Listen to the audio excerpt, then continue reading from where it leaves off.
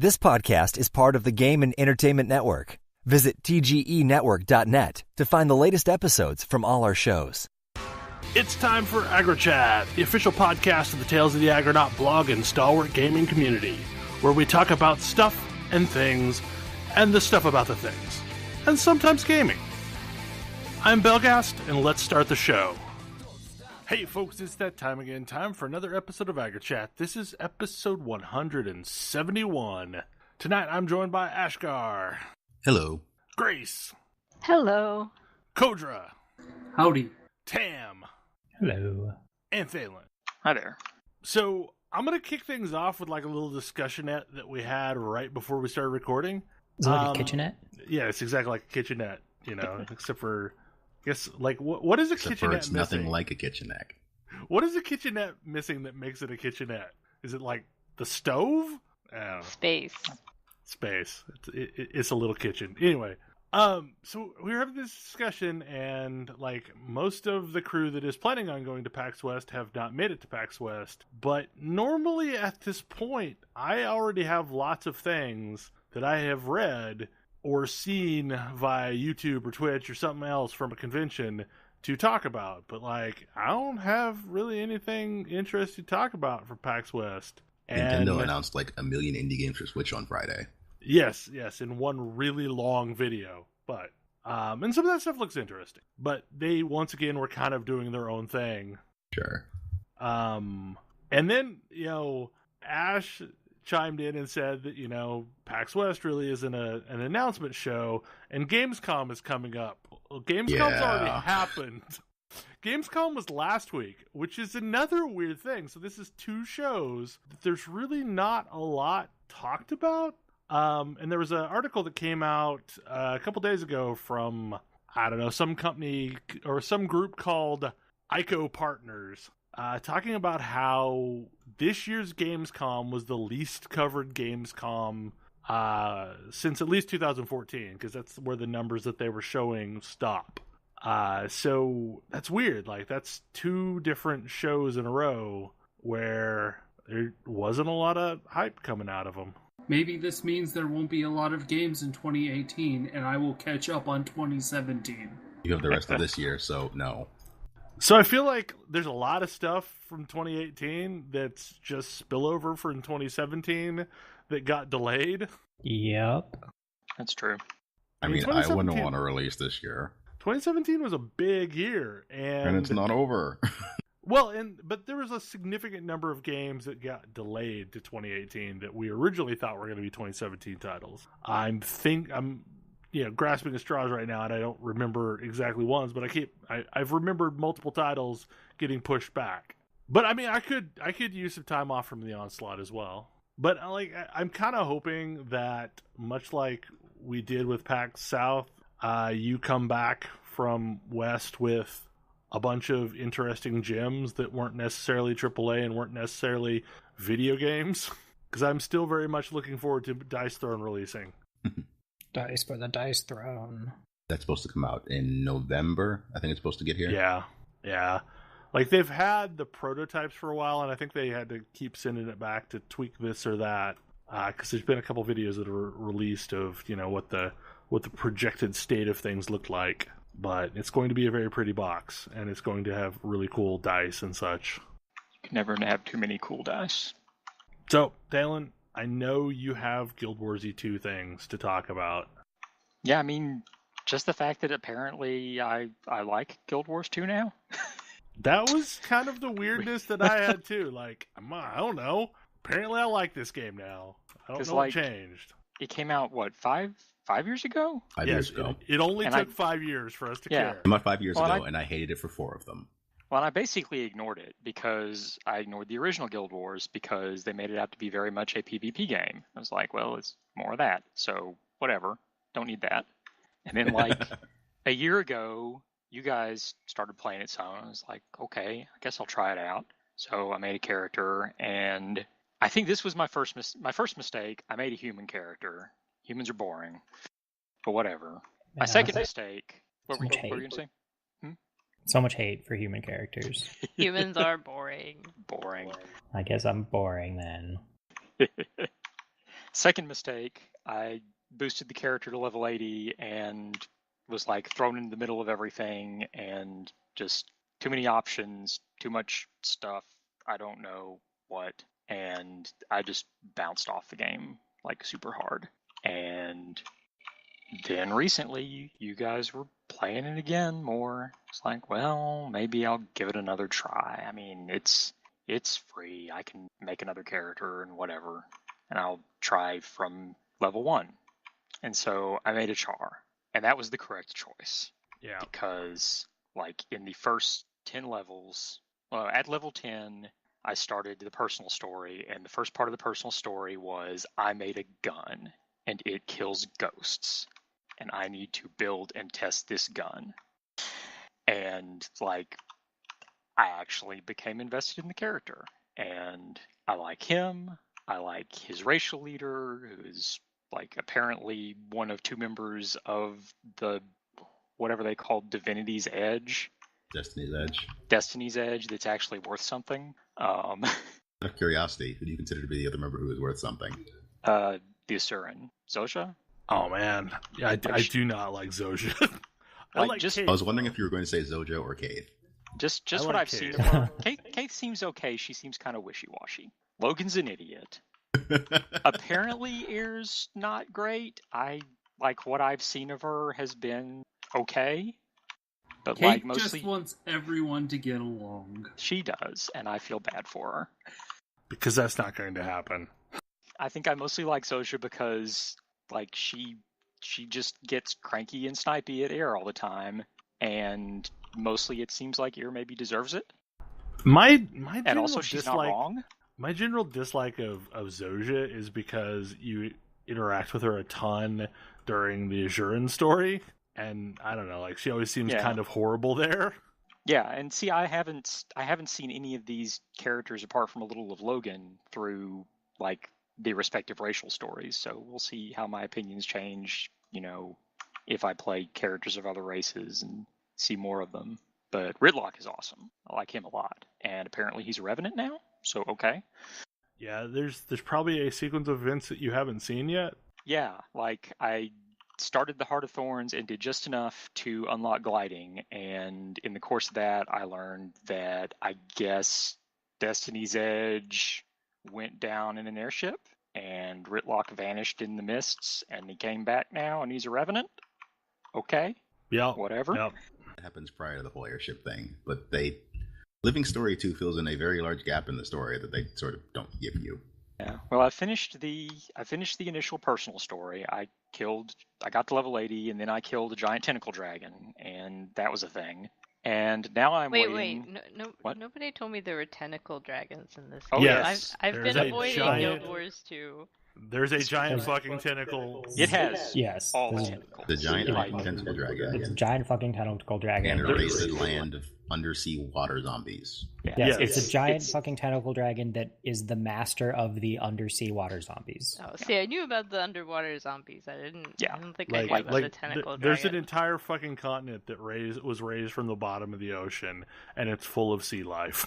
Like its tail is tentacles, and there's tentacles coming out of its mouth and like off of its wings, and it's You do, however, kill it. So Yes. yeah. it does have to die. Never mind. Carry on then. I mean, it dies for science, so. Yeah, like I mean, it's a bad dragon. Not that there are any good dragons in this world. That was one.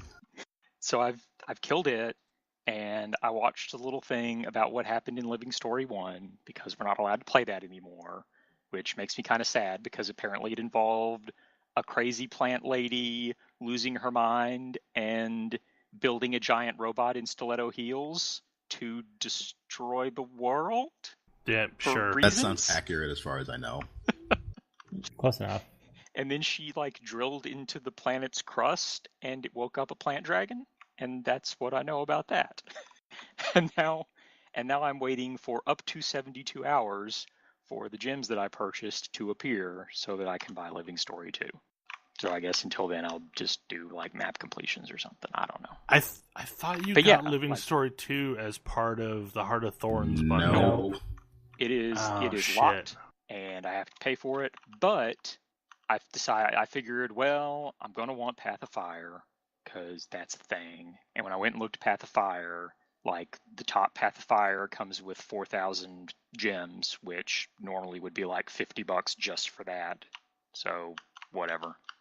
And that's enough to unlock Living Story 2 and the rest of Living Story 3 and still have some left over to do something with. Yeah. But yeah, so I mean, I went from just not caring for it at all a year ago to liking it enough to drop some money on it. So yay for coming up with a character that I actually like, enjoy, and am invested in what happens to them. And also I think also it just doesn't work very well for me at all to be dropped in the middle of like upper level stuff with way too many options, and I get decision paralysis. Burning is also a very, very difficult zone compared to everything in the original game. That too. Like, I was having lots of trouble, like, killing anything reasonably with a boosted character, and I was able to just go through zone progression normally with this character and never really have much trouble with anything that wasn't a champion. Yeah, I have to say that I appreciate the change in Living Story 3, where the stuff you're fighting is not just punishingly difficult all the way through. Because, I mean, Heart of Thorns stuff, depending on the character you are, it is either reasonable or just ridiculously brutal. I mean, just what little I did of it, just going to unlock my glider, I died a lot in that zone. I mean, I'm uber tanky, and I still die a ton if I literally just roam around and hunt things. Because I think that part of it's there's so many events going on that the likelihood of you getting ads that you just straight up can't handle is super high. Yeah. For me, it's just the basic mobs are super hard. There's a lot of that because basically all the Mordor mobs have something ridiculous going on with them. Yeah.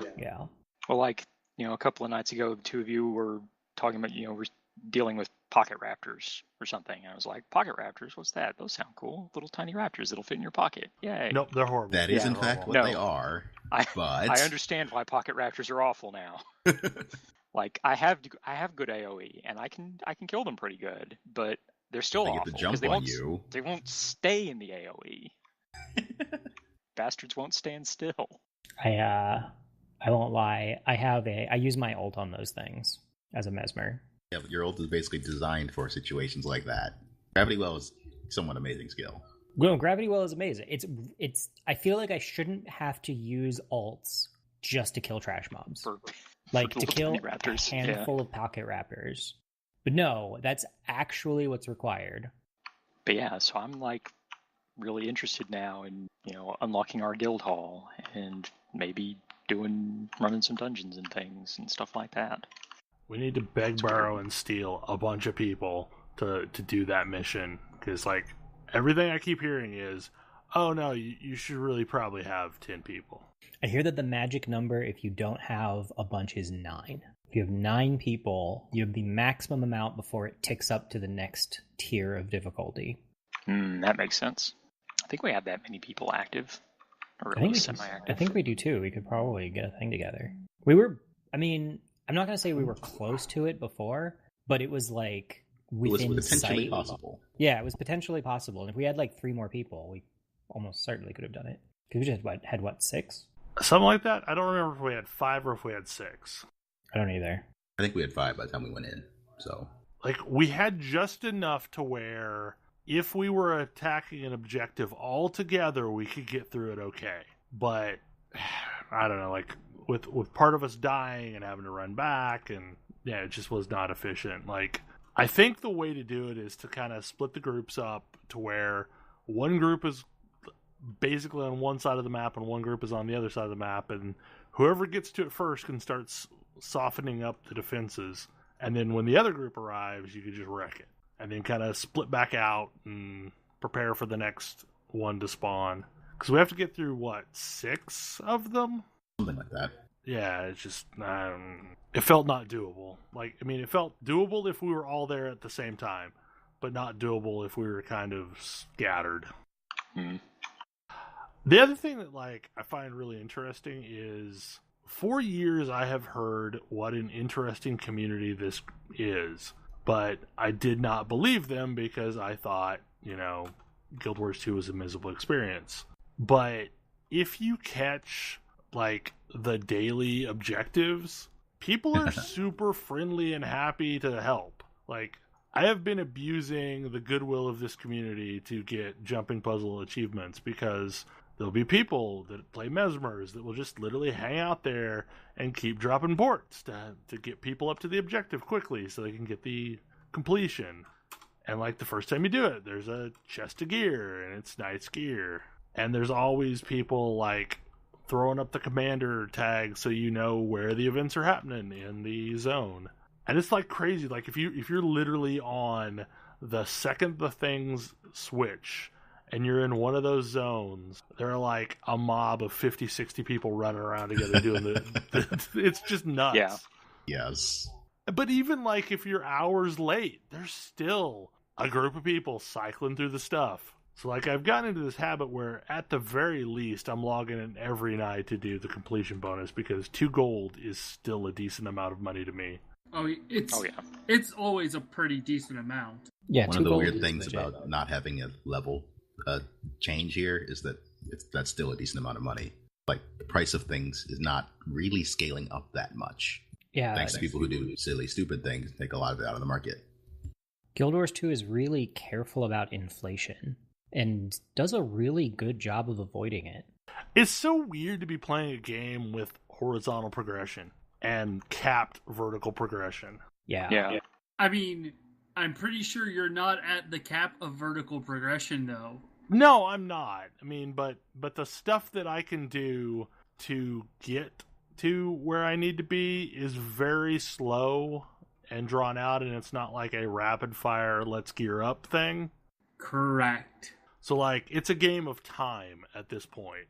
Like I either need lots of money or need to do a lot of silly things to get there.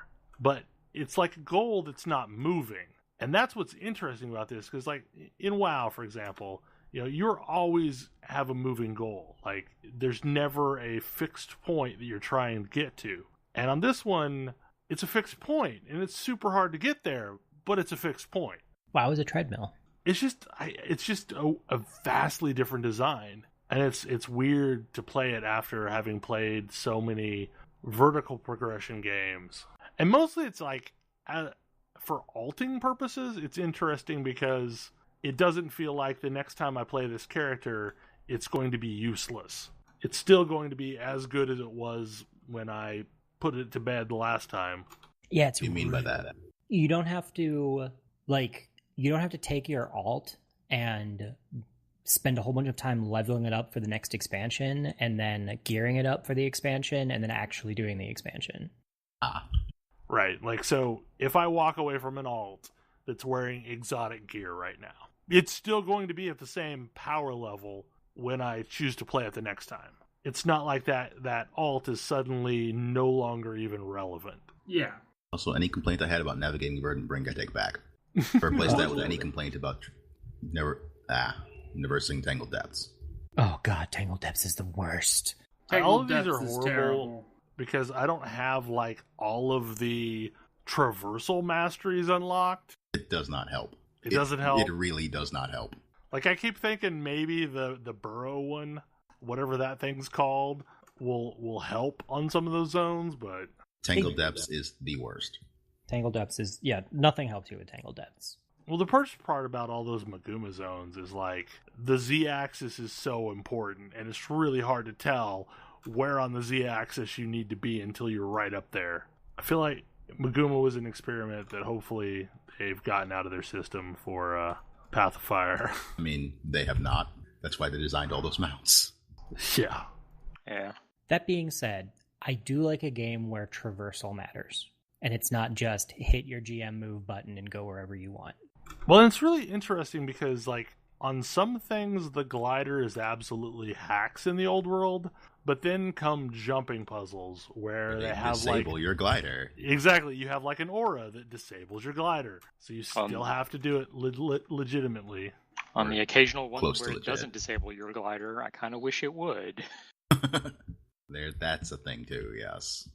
I will say this factors into a discussion. I mean, this may be a decent segue into it, but World of Warcraft released a new patch this week on Tuesday, and I know, Grace, you have some things to say about it, but I have to chime in that basically playing a lot of Guild Wars 2 has kind of broken me for World of Warcraft, because the very first thing I did was jump off something I shouldn't be jumping off of and double click my space bar to deploy my glider, and then act super confused when it didn't deploy.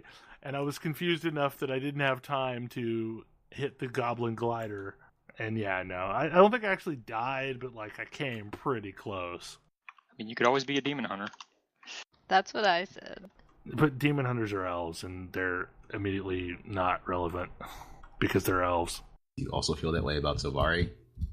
More or less, yeah. I mean, salad elves aren't much better than actual elves. I mean, like I like the salad fairies from Final Fantasy 14, but I'm not that big on salad elves. I mean, my thief is a salad elf. So Grace, yeah, it's funny. I mean, talking about meaningful, navigation and movement and things, and like, I fundamentally disagree, or I don't find that fun. Like having to navigate around, like, is more frustrating than fun for me, like 99.99% of the time.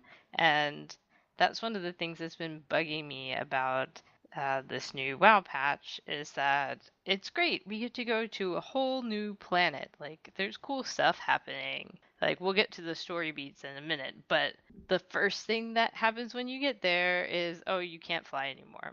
And to put this in context, to unlock flying in the Legion expansion required quite a lot of questing, like getting the Lore Master achievement, I think, for Legion, and getting reputation with all of the baseline factions, and doing a bunch of quest chains and some other stuff.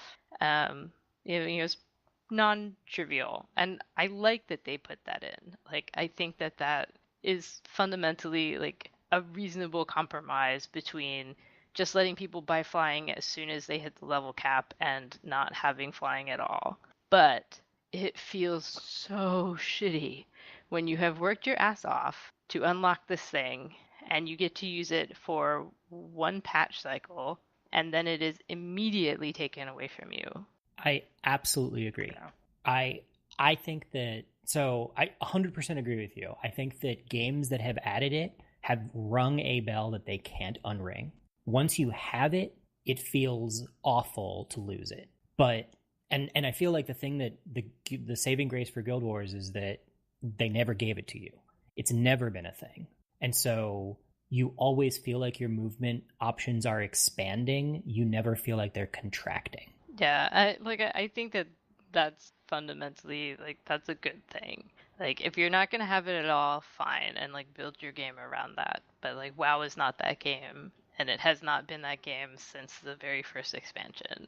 And there's this whole back and forth about it. But like I said, I think that they found this pretty decent compromise in terms of, like, at the start of a new expansion, you have to actually go and see the content and do some things before you earn it. And then you have it for the mid to late expansion. Like, I think it's reasonable. But, and they've done this in, I guess, the last 3 expansions now. Yeah, technically. Where they give you flying in some form or other, and then whether early or mid expansion, but then they add these additional zones in for the new patches in the late expansion, and they disable flying there, and it just sucks. Like, it takes a large amount of the fun of it away from me. And like, navigating around this place, which should be cool, is I want to stop. I want to be able to look at the landscape. I want to be able to appreciate the view, because it's really freaking cool to be on this other planet on Argus and look up in the sky and see Azeroth hanging there in the sky. Like, it's pretty awesome. But planets are uncomfortably close to each other. Just Yeah, they FYI. Well, they really are. Yeah, I mean, like things happened that made this happen, but yeah, no, It's troubling. You should be crashing into each other at this point. But like it's really cool, and I want to stop and look at it. But the zones are pretty densely populated with enemies, which is fine, especially when the content is new and stuff has to respawn quickly, so people don't get annoyed. But like, Yeah, but there's no way for me to hit a pause button. You know, if I have flight, I can take a minute, get myself up in the air and be safe, and like take a bunch of screenshots and look around and like enjoy the scenery. And I don't feel like I've had the chance to do that yet. Yeah. So for reference, like it's a level of density miserableness that I've not really seen since Rift, where you can't run through Sylphlands. Well, okay, Sylphlands is another example. Like you can't run through this without dragging a train behind you. Like there's tons of stuff packed in a tiny little area. Yeah. Well, and yeah, no, I totally agree. WoW, all of WoW's zones are designed so that they're designed to make you desperately want to be able to fly around in them. And then once you can, you're like, this zone is okay to navigate now. But it's misery navigating them until you have until you can fly in them for that exact reason. And so that makes these sort of late expansion zones extra frustrating because, I mean, I'm pretty sure that they're never going to have flying, right? Like the various islands. So you still can't fly on the time of Sile. Right, like the various islands and things that they've added in the other expansions, like you still can't fly, as far as I know.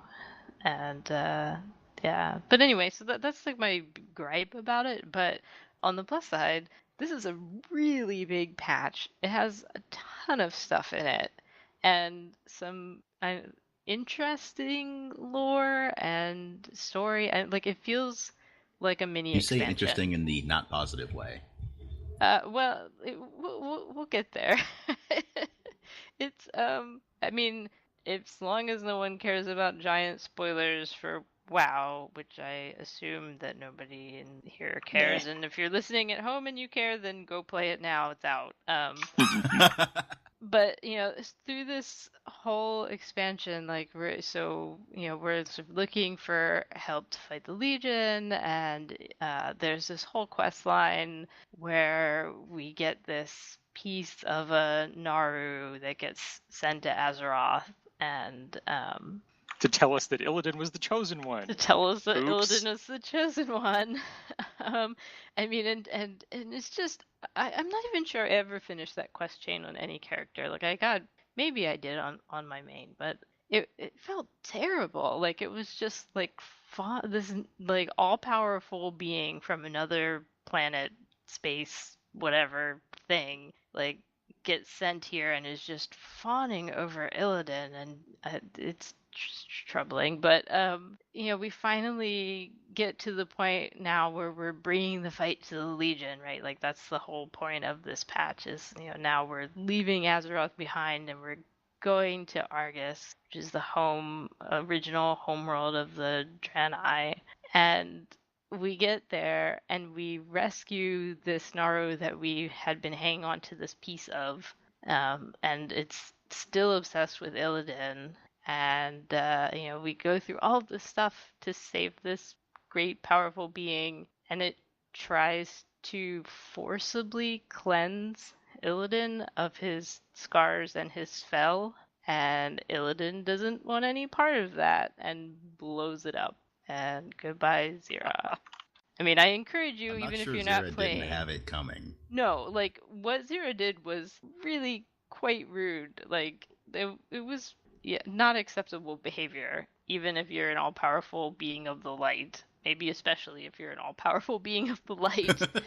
But I actually encourage you to go watch that cutscene. I'm sure it's on YouTube, and I mean, it was compelling. It was weird. Like the whole thing leading up to this point has been somewhat strange, but it was interesting to watch. It was a cool moment, and now we're sort of literally picking up the pieces of this exploded Naru. That was a quest. That was an pick up the actual pieces. quest.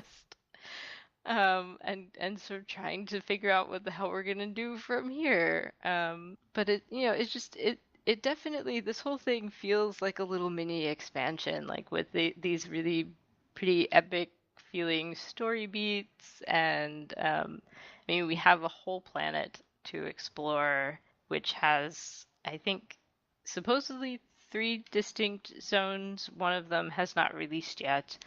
Um, Unfortunately, they all kind of still look like the Broken Shore. That's another one of my small disappointments with this patch, is for as big of a space that they're giving us to explore, it all looks very, very, very samey. Well, and the other part that I have is like, it's really not that big. Like, in the grand scheme of things, it's not that big. Like, it's the 3 together are probably one like modern WoW size zone. I'd say about a zone and a half. And there's like multiple little subzones that all apparently have their own like daily or world quest hub spaces, which is sort of weird. Like, as you go through and do the quests, you unlock world quests not just for the whole zone, but for like specific sub areas of the zone. So I wonder if more things are going to unlock in the next few weeks to make it feel a little bigger. The problem that I ran into is, like, I started a quest chain, and then, like, it took me to a camp where everyone was dead. And apparently, like, it's bugging out for people like that if, like, it happens to send you to a camp that's already dead. And that, like, you can abandon it, but you can't go get the quest again until, like, some other event has spawned. So I just kind of gave up on it at that point. Because I figured, this Tuesday they'll patch in some bug fixes. Yeah, I'm sure.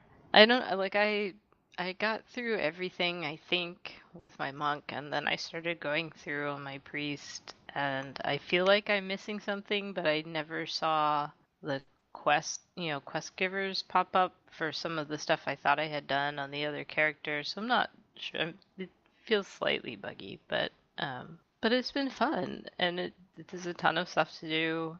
They added a bunch more crafting stuff, which I have mixed feelings about, because I like crafting, but I really don't like the way they've handled crafting this expansion. So none of my alt crafters have actually leveled their professions. It feels a little late to introduce a whole new tier of materials. Yeah, it like I said, it's part of what makes it feel like a mini expansion. Like, they really sort of put in everything new for this new planet. Like, some of it works and some of it is kind of questionable.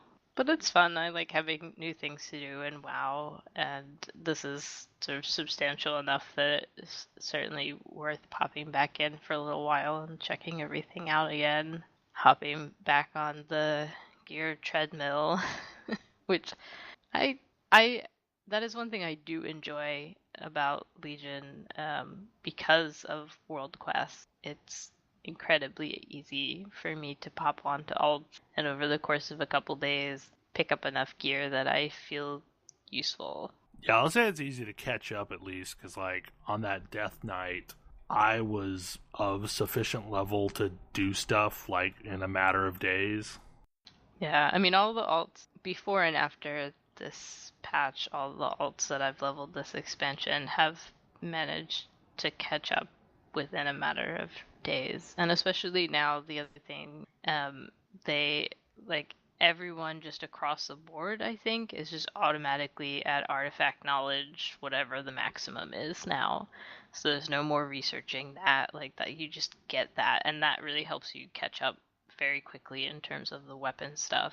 And there's some tokens in the game now too that will level your class hall champions quickly, that was one of my sticking points for alts for a while. Well, the amount of payout for the artifact power is just super high at this point, because I got to, Concordance or whatever really quickly, and I wasn't quite there before. Yeah, like my monk and now I'm almost there on my second weapon. My monk was not quite there before the patch, and she got her concordance right away, and now I'm sort of working through alts and taking them to Argus, and in the process, like, they're all either getting concordance or getting really close, depending on how far they were. That bump in artifact knowledge is pretty huge, and it's gonna bump up again like 2 or 3 more times over the next couple weeks until the raid comes out, so that's pretty good. Catching up is easy in terms of power level. I just wish it was easier in terms of crafting. Yeah, I mean, I'm pretty much already of the mindset that I will not catch up my crafts until the next expansion, when hopefully they don't screw crafting up as bad as they did this one. Basically, like, I look at the new stuff on Argus, and I've done a couple of the quests on one of my alts, but it's a little too late. So I'm gonna kind of keep poking along with things like Darkmoon Faire and kind of gradually do bits and pieces to get them leveled, but I'm not gonna drag every alt through every dungeon to do all those quests, and it's just no. No, I'm so checked out of professions this section. But we'll see. And hopefully, BlizzCon is around the corner, and we'll see if they've got something to announce in terms of what's coming up next. I mean, I can't see as how they won't announce another expansion. I mean, because they've already said, like, this is the last content patch of this expansion, at least. Did they actually say that? Yeah, this is the last raid tier of Legion. I think, Ian, name I never can seem to pronounce correctly, Hazakostas, or... Yeah, he made some comment that this is the last tier of raid progression in this expansion. Which, that alone makes me think, oh, okay, so BlizzCon is definitely going to announce another expansion. Yeah, they'll have to then at this point. I hope that he actually said that this is the last raid tier, because that gives me hope that there may still be an additional content patch. I think he was a little more general than that. I think he said this is the last major content release or something. I think that's unfortunate, unless they're going to announce that the beta for the next expansion goes live at BlizzCon. Are they going to start moving to the EQ model, expand every year? That was where they were trying to get to at one point, but I don't think they're ready yet. I mean, they've done a much better job of pushing content this expansion. I think we got twice the content patches that Warlords did, or at least it certainly did. Feels like it. It absolutely feels like there is way more to do in all of these patches. So that's also a big bonus. We have not gotten a selfie patch, which I liked. I liked a lot of the things that went in that patch, but it was pretty weak in terms of major patch with no new content. Yeah, they definitely learned some lessons from that terrible expansion. I think one of the big problems with World of Warcraft is they have this habit of bulldozing things and building something brand new on top of it, instead of constantly iterating on the things that worked in one expansion to build the things that are hopefully going to work in the next expansion. Well, and that makes me really curious and concerned about what they're going to talk about at BlizzCon, because, I mean, one of the things that people have been talking about since they announced this as a feature is what is going to happen to our artifact weapons when Legion is over. And from the beginning, they've basically said, nope, we're just gonna, scrap that and do whatever the next thing is for the next expansion. That's the Legion feature. It's not gonna carry forward. And man, they'll all be eaten by demons. It feels so miserable when they do this every fucking expansion. And particularly with the weapons, because we're getting these not everyone has a super iconic weapon, but we have a lot of very iconic weapons of lore and legend that we are now hauling around with us and investing a large amount of time and energy into powering up. And at some point, whatever is going to happen that causes us to lose these things and replace them with, a green that drops off of the first rat that we kill in whatever the next expansion is really gonna suck. But, didn't you also level up your weapons and there was an entire artifact? There was a progression system for this. Oh, Yep. yeah. Yes. Yeah, Oh, yeah. there's Yeah. abilities and, all kinds of stuff on the weapon. So, Also, classes are balanced around having these abilities now. yes. So, whatever happens with them, what is that going to do for class balance moving forward? What's going to happen to those abilities? And what's going to happen to the Legion content? Are you still going to be able to grab those and level through Legion with them? Or are they going to take them out entirely and just replace them? How are they going to balance classes in such a way that you can, get through Legion and feel like you have the power that you need to do that, but not carry it forward? I don't know. Downer game dev opinion. They will. My guess is they roll all of the key abilities for the classes into the class themselves, and They have already alluded to doing that. which it seems like the easy choice. They remove any extraneous ones, so you just get one set of abilities, whichever ones are the best for each class. Rip them out of all the weapons. You still get the weapons and progress them through Legion, and then you abandon them at the end of Legion for anybody who comes in at the next phase. Or they get reduced to basically a level, I don't know, whatever the level cap in Legion is, grade weapon that you get that you can equip as early as the starting level of Legion and just trivialize the Legion content. Or they turn them into heirloom weapons. Yeah. I would love if they did that. That seems like a reasonable thing to do. That it says That's not gonna happen then. it won't, right? No, it will not. But that would be great if they said, you found this amazing artifact and you've now drained its power in the final fight against the Legion, but you still have this shell and you can pass it down to your family for generations, and then it would be an heirloom. That would be okay. I still don't know about the actual gameplay balance of getting rid of it, but that would feel so much more satisfying than nope, just done. I don't know. I feel like they've established a very, and maybe this is just my view from the outside, but I feel like they've established a very consistent pattern of, this is the thing for this expansion. Now forget about that stuff. New expansion stuff. Yep. Yeah. And it feels so goddamn horrible. Well, it just makes, I mean, every so often they come up with something that is actually pretty good, and they don't always stick with it. I mean, some things have made it through. Pet battles are still a thing, but they're sort of an ancillary thing. They're not a main character progression thing. But they haven't at least forgotten about them. So there were when they added World Quest, they added World Quest pet battles. When they added Garrison stuff, they added Garrison stuff for pet battles.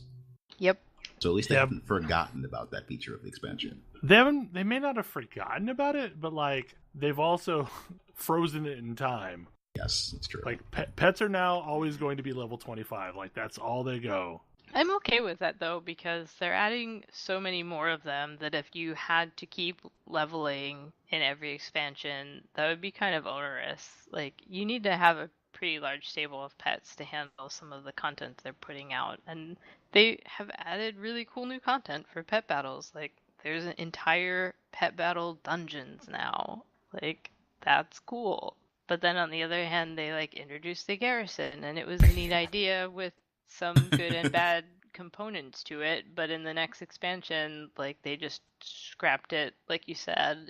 They bulldozed it and built something new on top of it instead of trying to fix what was already there. You like the farm? You're gonna love garrisons. You like the garrisons? You're gonna love class order halls. You like your class order halls? You're gonna love the islands we made, the planeswalker islands that we make for you in the next one. Class order halls were a better execution of that concept than garrisons in a lot of ways. Starting with, you weren't alone there.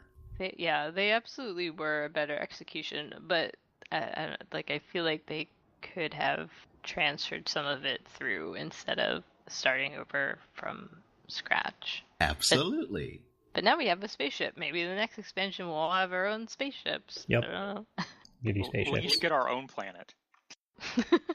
Yeah, little tiny. Well, that was what I was thinking. It was little planeswalker, like little tiny planets. There'll be some big planet that shatters like Outland, and you'll have little islands on it. They Well, there can you go. Call Yeah, it Shards of Alar. I mean, wait.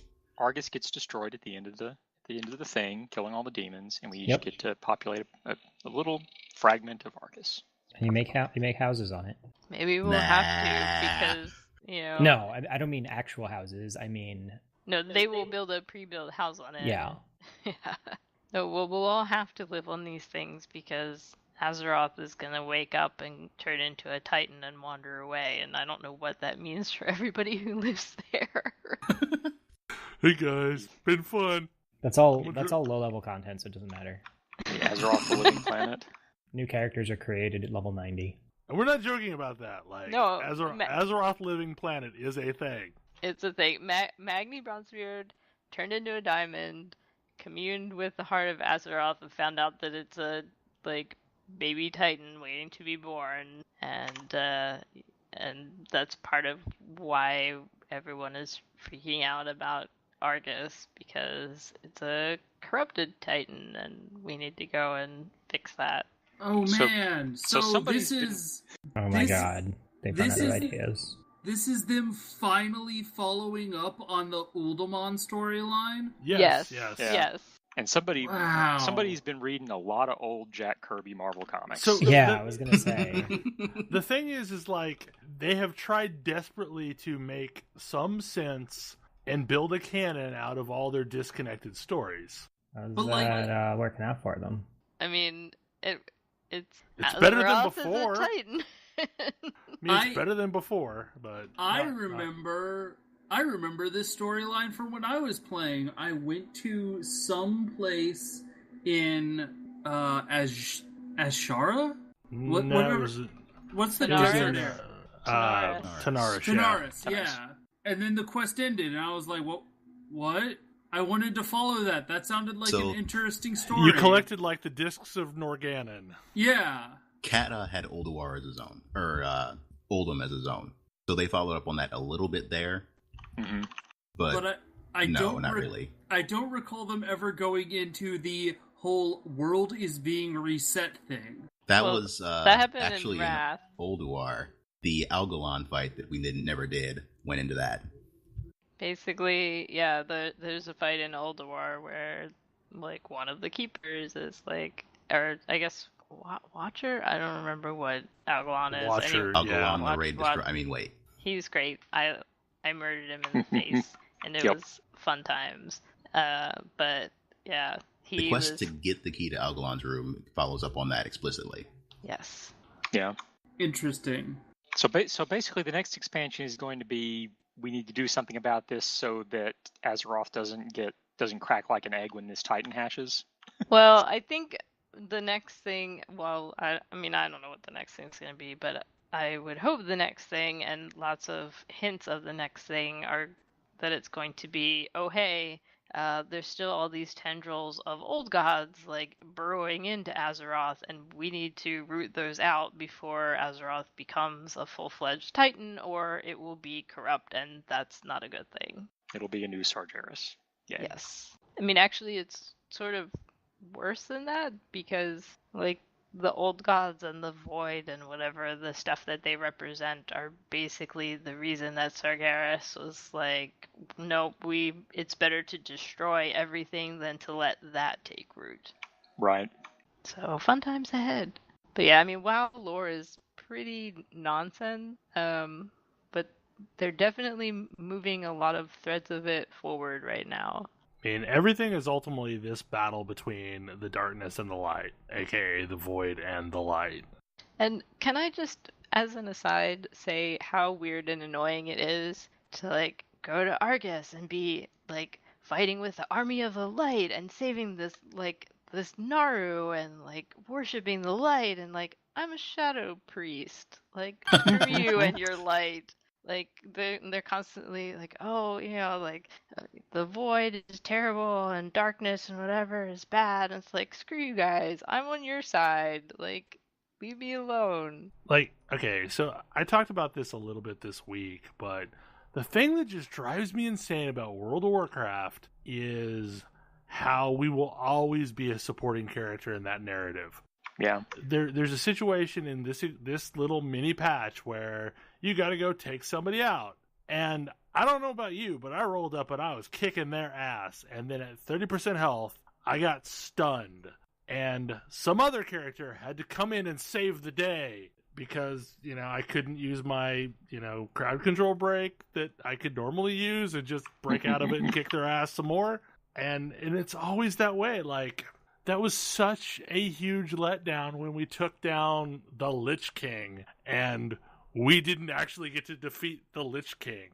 And yes, we get into 10% and he's like, ha ha ha, you've fallen into my clever plan. We tried to finally punch Garrosh and nope, we don't get to do that either. I feel like there's a lesson that was like drilled into my head as a fledgling game designer that seems to have been like skipped by Blizzard, which is the players are the most important thing in your story, and your story should never stomp on what the player wants to do and what the player is doing.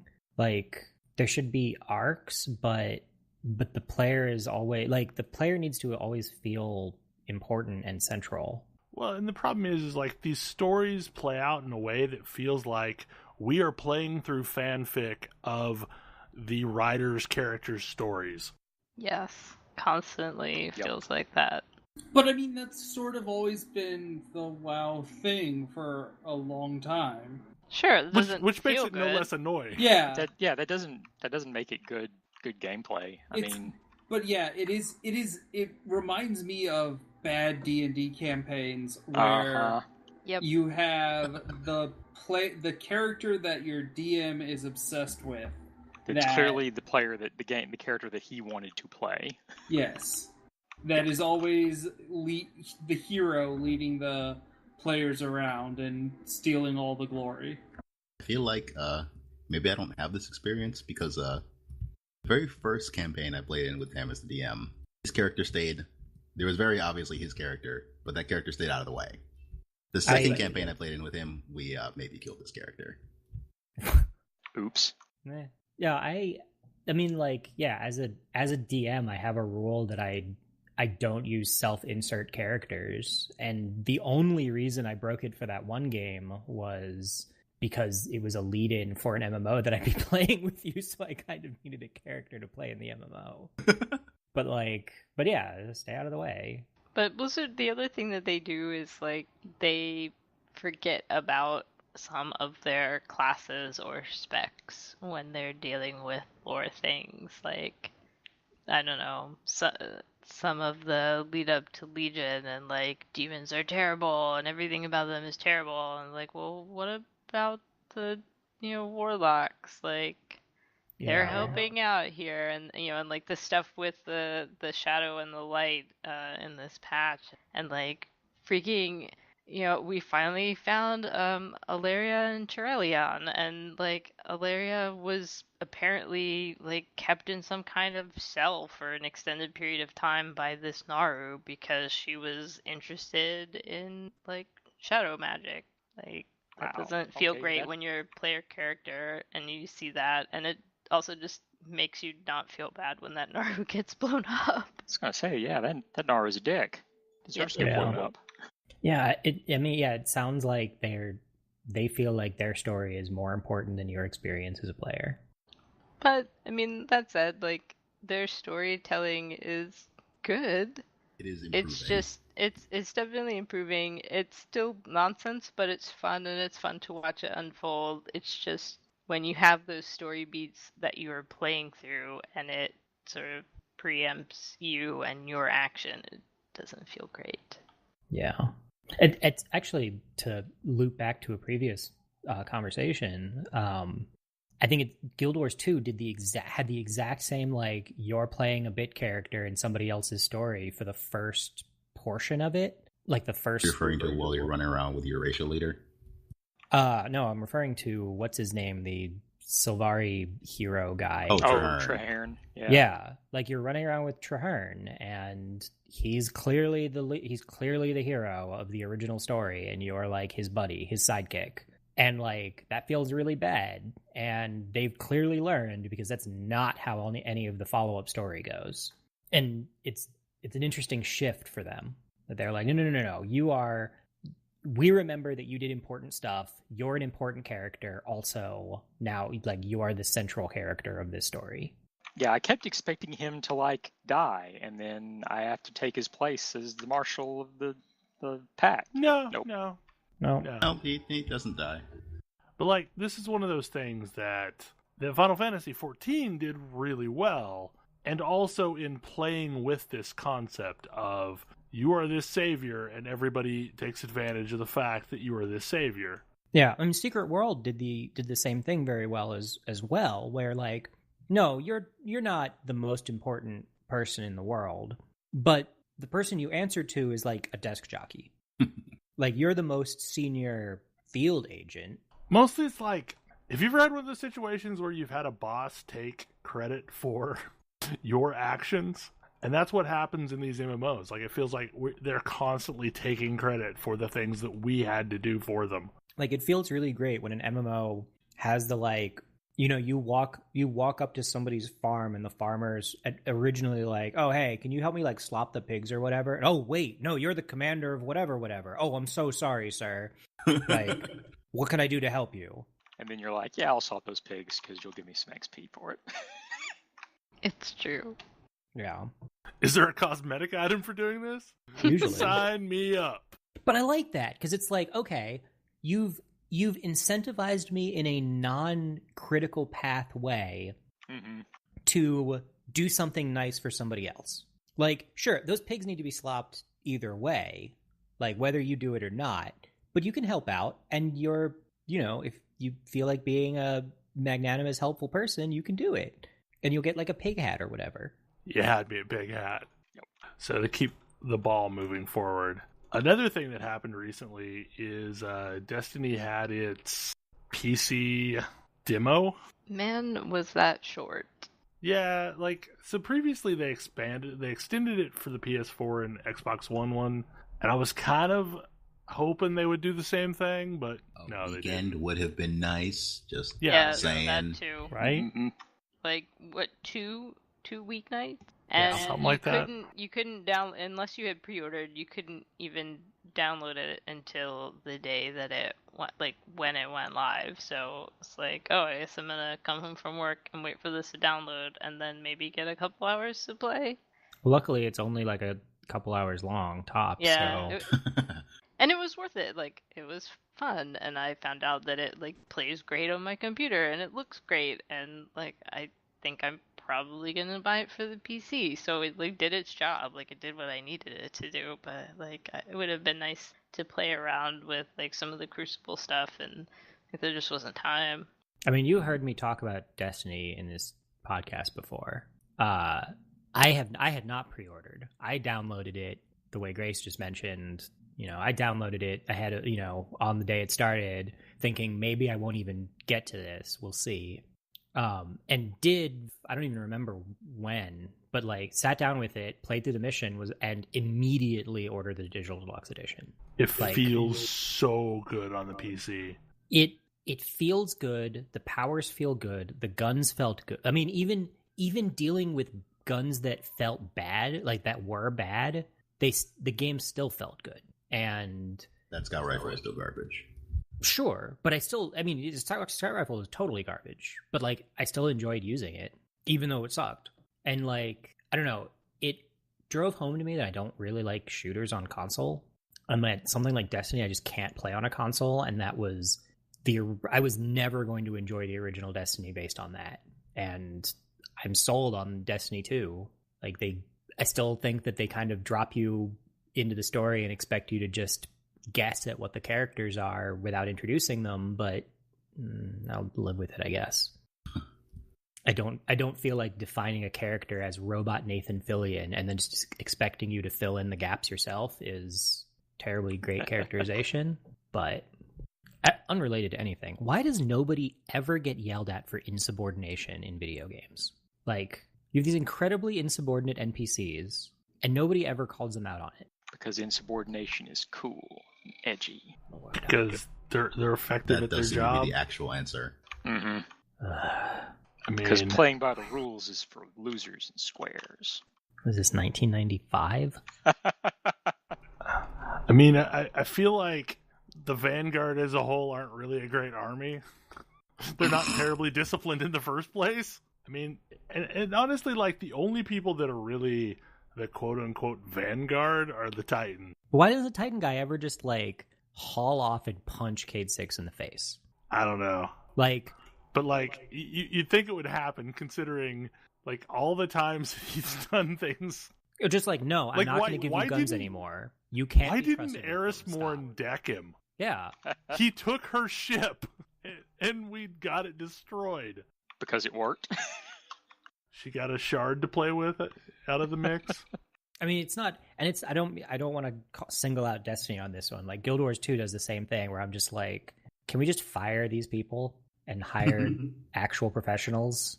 Nah, because professionals wouldn't do these things for you. I mean, neither do the people that we pal around with half the time. Nothing of value was lost. So one of the things I think is interesting about the Destiny 2 PC client is that when you play with a controller, it adds back in the aim assist.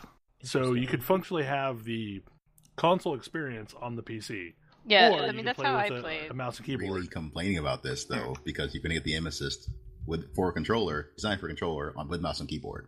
Right. Well, but the thing is like, okay, you can only do that if you're using one of the emulators that makes the mouse and keyboard register as a controller. But in that situation, you're still functioning the same way it does on the console. Like this is not a new thing. This is what happens on the console. You can buy yourself a Cronus Max and play on the PS4 with a mouse and keyboard. I guess my understanding of it was slightly different. I was told that you could get the console aim assist using actual mouse and keyboard just by plugging in a controller. I was going to say, is this going to have some weird... No. Okay, that's good. No, you have to use... From what I understand, you have to use like a Cronus Max or an equivalent mouse and keyboard to controller emulator. So whatever then. I don't think I care. That doesn't bother me because we have to deal with that shit already on the PS4 and the Xbox One.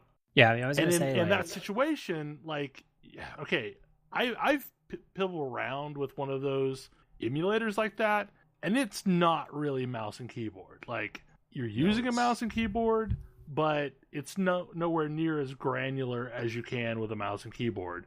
I mean, it's still emulating an analog stick. Yeah. So, like, that didn't worry me too much when people started talking about that, because, like, you can do that right now with the console versions, and people do. But in truth, other than Iron Banner weekend, I'm not going to be playing a lot of Crucible. I'm not sure how I feel about the 4v4 Crucible. I'm still not the biggest fan of that change. Mostly because they went to much smaller map sizes, and that means you don't have as much area to have those little breathers between engagements. So, like, it feels like every time you're turning around, there's, like, someone there shooting you.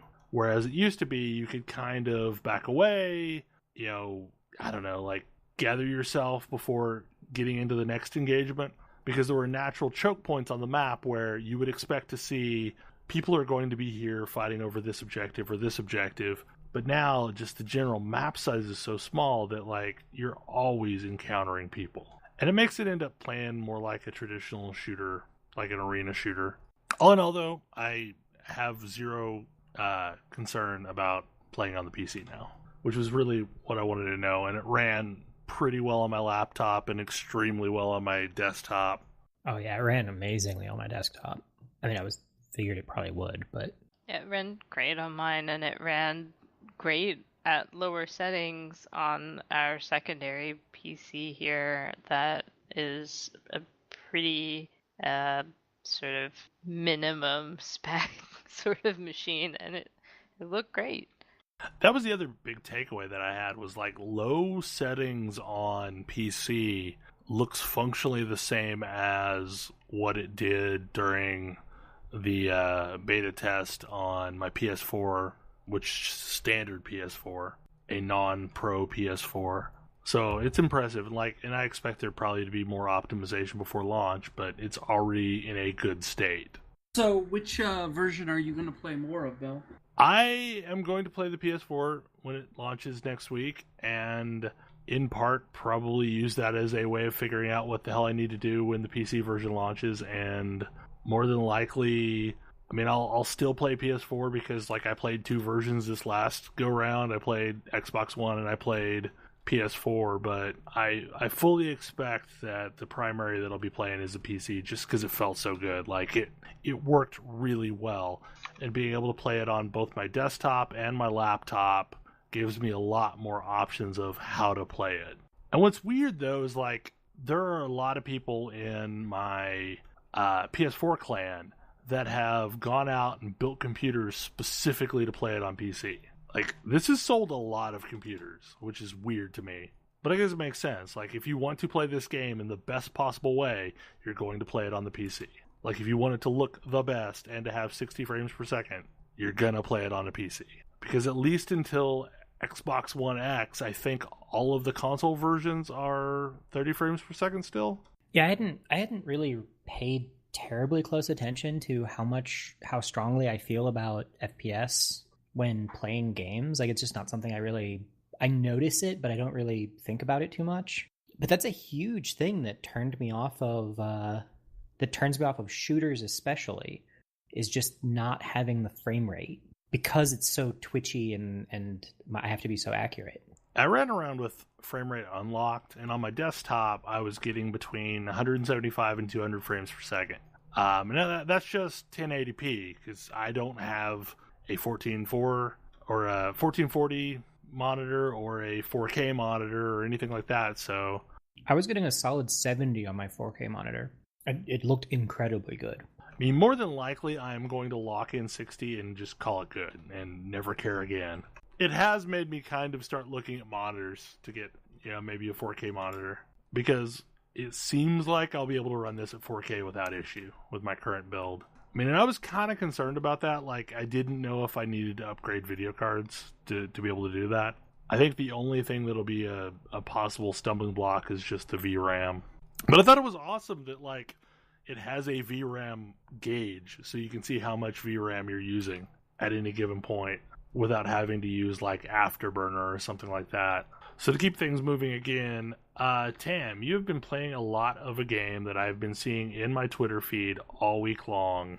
Actually, for the last couple weeks, Absolver. Yeah. Tell us about this game. So, Absolver is Journey meets Dark Souls meets Street Fighter meets a deck builder meets that game that we played for Game of the Month that I can't remember the name of ever anymore. That puzzle game. The Witness. The Witness. You sound like the reason why nobody trusts games journalism. I mean, like, I get that. It there's no description of this game that I can come up with that isn't nonsense. It has... I agree with that statement. But it also has the best combat and progression system I've ever seen. I've seen in a game in years. It's a fighting game. Like, it is a fighting game RPG. Let's start there. It is a third-person beat-em-up, sort of, except not really. Yeah. And you get dropped into this very like ethereal feeling Journey style, The Witness style, like art style. And so it feels like you're wandering around environments from one of those games, and they look, and they're kind of meandering and a little maze-like in that same way that both of those games are, and pretty and kind of like melancholy in the same ways that those games. There's a very like beautiful but melancholy feel to the whole game as you wander around these like overgrown ruins. But you're put in, you're this fighter. Like, some there's some like, I'm not entirely clear why, but you have this, you're one of these people that wanders around with a mask on, fighting other people with masks and trying to prove yourself enough to get access to this crazy looking city. And I haven't gotten to the city yet because I'm still, making my way through the first area. But it has, and it's got a very straightforward combat system. There's sequence attacks, which are all of your attacks that build into combos. There's alternate attacks, which are, they'll chain off of your combos but change them up so that you can be a little unpredictable, but they don't combo themselves. And there's a guard button, like there's a whole guard mechanic, and there's a dodge. And those are your basic moves. And you can, every attack you have is like a card. It has a damage stat, it has a speed, it has a kind of like location. Was it high, medium, low? Is it a thrusting attack? Is it a circular attack? Is it a jumping attack? All of these kinds of pieces, and you can assemble them in your sequence like a deck. So you have they call it your combat deck. And you can come up with these very interesting, you can sort of develop your deck to do all kinds of different things. But one of the other pieces of it is you have 4 stances. And your the attacks, based on what stance you're in, that's how the game determines what your sequence attacks are at any given time. So you hit the sequence button attack while you're in a particular stance, and you'll start the chain of attacks that you've set to that stance. And at first, you have 2 chains that just loop on each other, on themselves. But with a quick swap, you can have the first chain feed into the second chain, which goes back to the first chain. And like, now that I've been playing for a while, I've amassed enough moves and unlocked enough sequence charts that my sequence flows through all 4 of my stances and then back to the start. So I'm going through like most of my move set against any given opponent, which is valuable because I've only played this single player. Like there's a whole multiplayer PvP component that I haven't even touched and I'm not super interested in. But the AI opponents will learn if you are repeating the same moves over and over again. So if you just spam the same like 2 or 3 like attacks, they'll get wise to what you're doing and start countering you. And similarly, if they run into something that works, like some enemies are smarter than others, and enemies that aren't very smart will just use the same sequence of attacks against you, and you can learn to counter them.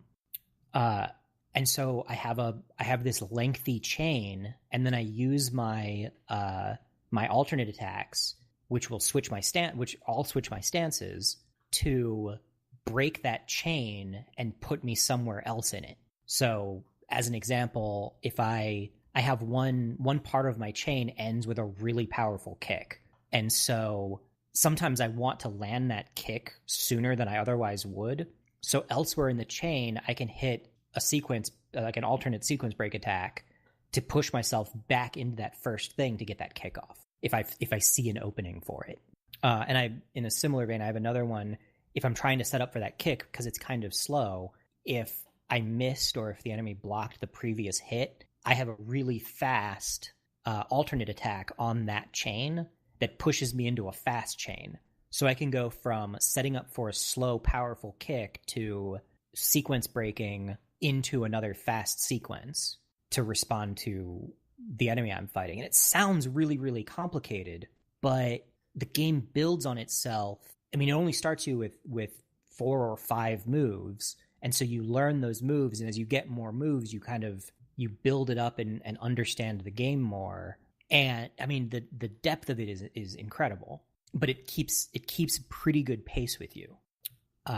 The other, and the part of it that I think is really fascinating is you learn new moves by defending against them. One of the things that I was running into is like sometimes you die and like somebody will beat you up and you'll lose and you'll come back, and some enemies will have respawned and some won't. And as far as I can tell, the way the game picks which ones respawn is it finds which ones have moves you don't know. And as long as there's enemies with moves you don't know, they'll respawn. But it means that over time, as I've learned more and more moves, it stops throwing quite as many random enemies at me. It's more every enemy I see I can learn something from. So I have this sense of progression in and above just defeating an enemy gives me XP and I level up and get stats and sometimes gear. But learning new moves really helps me, figure out what my deck is doing. And I learn those by just defending against attacks, which is neat because you can learn them at a relatively slow rate just by holding block. And you've got a block bar. If your block bar is depleted all the way, you get stunned for a moment. If your opponent is working their way into a combo, they can exploit the fact that you're blocking, and then your block goes back. So it's kind of this like play with this bar, manage this resource mechanic. But you can it's like picking a class at the start. And if you use your dodge or use your class ability, which require a bit more precision and better timing to pull off, you get a whole lot of XP. I fought an enemy just before podcast. I was fighting a boss that had a move that I didn't know that was just wrecking me.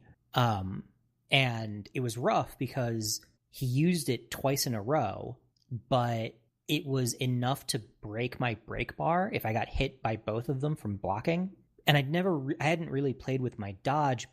I hadn't really played with my dodge yet. And so it kind of forced me to learn how to dodge, but it was a really easy ability to dodge.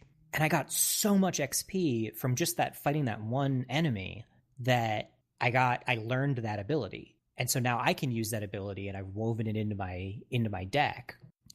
But it's this fascinatingly deep combat system with special magic abilities. You've got like healing, and I have one that's gravity, which is really interesting. It makes enemies slower and heavier, which makes them a lot easier to hit, and it makes their block bar go down faster. But it means they hit me harder if they manage to connect. But it's just fascinating. It's really, really interesting and compelling wandering through this surprisingly pretty environment, and having these it's very martial artsy. It's like I don't know. It's like a kung fu movie. Is it 2D? Is it 3D? It's 3D. Okay, interesting. It's a 3D over-the-shoulder game that uses Zelda-style lock-on when you select a target, and it uses Prince of Persia style, or Assassin's Creed if you prefer, style multi-targeting. So if you're pushing in the direction of a secondary target, your attacks will push towards that target, even if you have another primary target. It's fighting more than one enemy at once is real dangerous, especially if they're particularly smart, because they'll try to surround you, they'll try to back you into a corner. So there's a lot of using the environment. You're fighting in all kinds of environment. Like I was fighting on a bridge. It's like this thin bridge, and these two attackers jumped at me from either side of the bridge. And I, fighting while surrounded is really bad, but I managed to knock one off the side of the bridge and then could focus on the other one.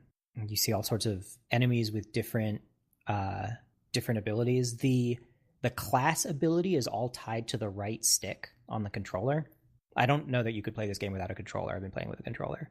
And so I forget what all the class abilities are. Mine is dodging. I can dodge left or right by tapping the stick left or right, and I can dodge up and down. It's a little hop or it's a duck to dodge high attacks or low attacks.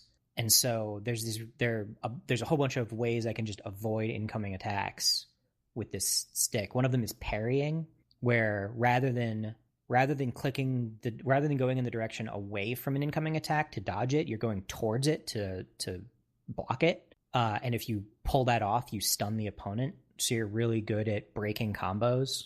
Like, I'm really good at not being where my opponent is attacking. The parry type is really good at stopping an opponent in their tracks.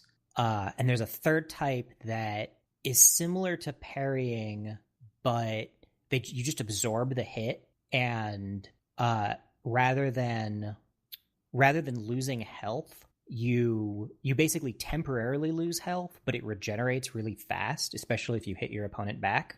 And so you kind of, the effect is that you're super, super tanky. And I've learned to hate fighting those things because they just absorb my big hits and then counterattack and get all that health back. It's not a very broad game, but the depth is incredible. What are the inputs for your various attacks like?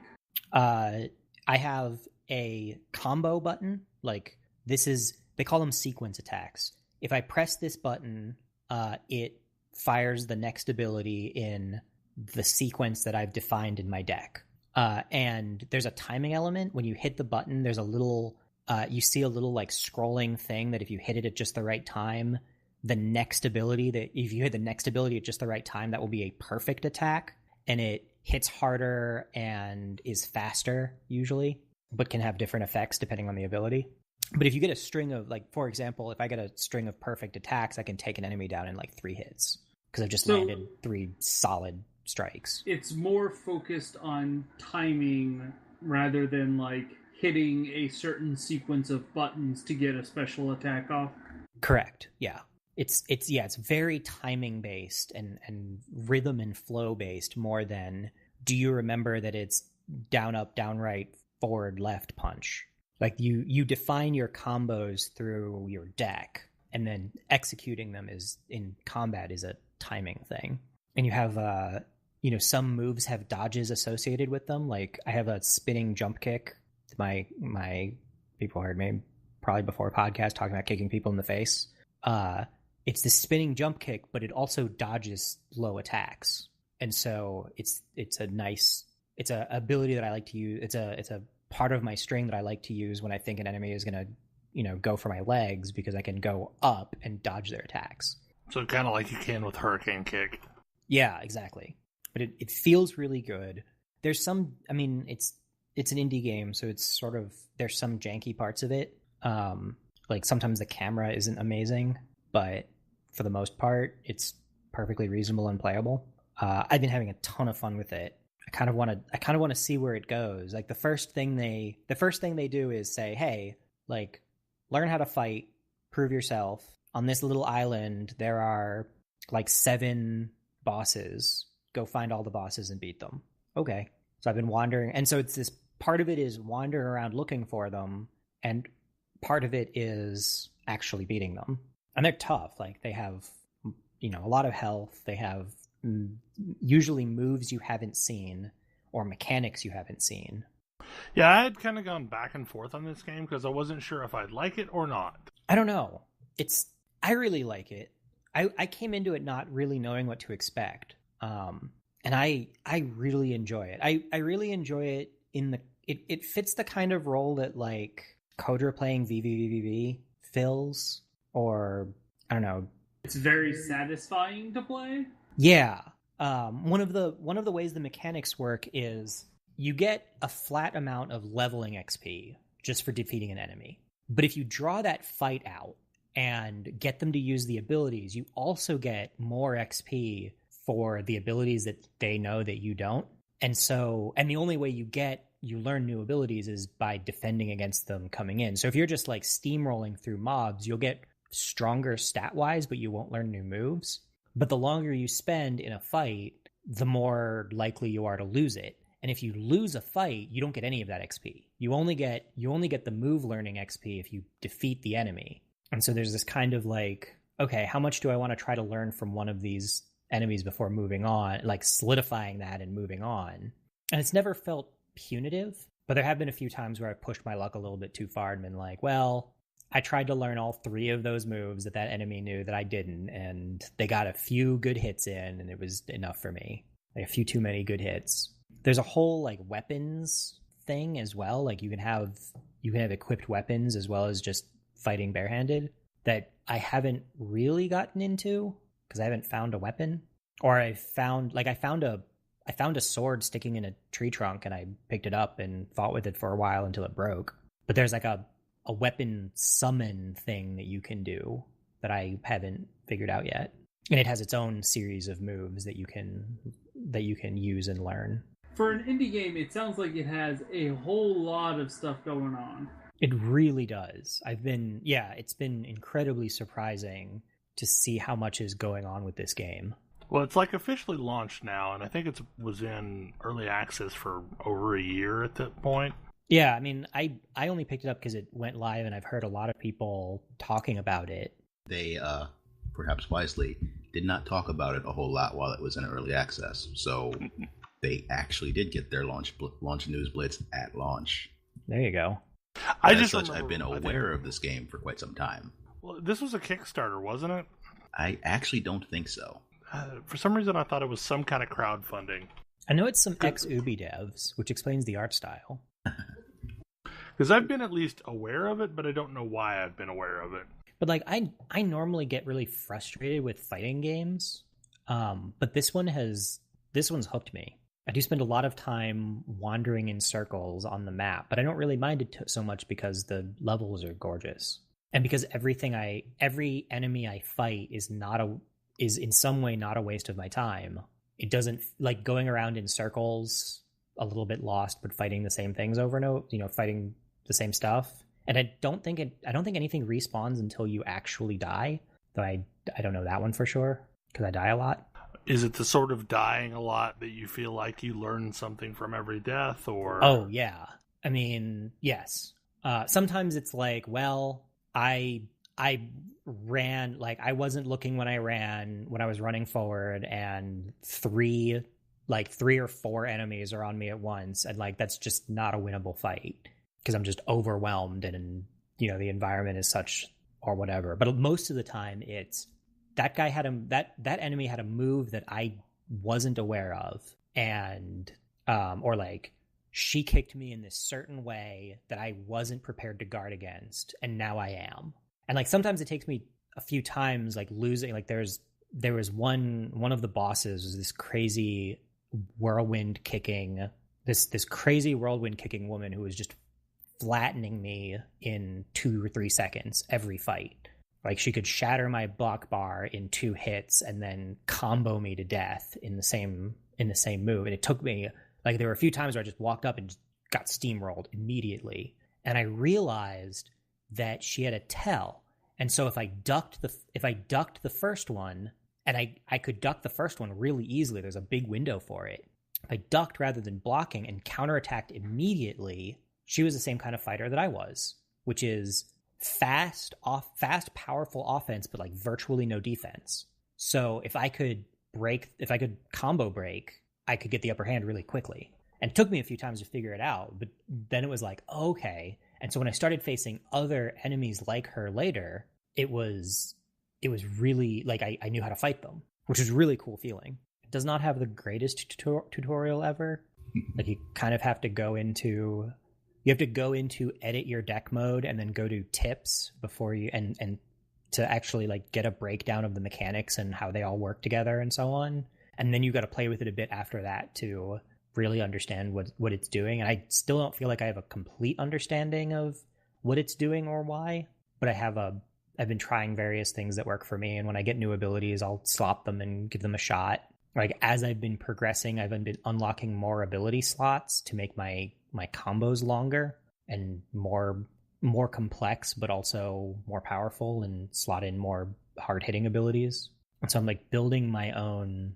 They have a thing called your school, which is I don't really know how this mechanic works. I've talked to an NPC who kind of explained it a little bit, but the gist of it, that as far as I can tell, is if you have a deck that you particularly like and a build that you're particularly going for, you can found a fighting school. And I'm not sure why you would do this, but it kind of codifies your fighting style, which is neat because you really are building your own fighting style. It's like a fighting game. It's like those custom. It's like the whole game is one of those. It's like Soul Calibur, where you can customize your character and give it all the custom moves, but you're building that slowly over time as opposed to all at once.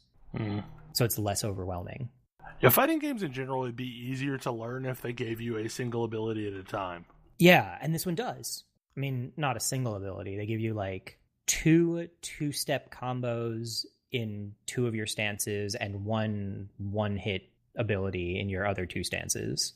Like, they start you with a whole bunch of abilities, but any single thing is not that big, and you can manually switch stances if you want, which I never do because I never think about it. But there's probably some really clever, change up things you can start doing by swapping stances mid-fight and using that stance swap to change yourself over into a different kind of fighting sequence.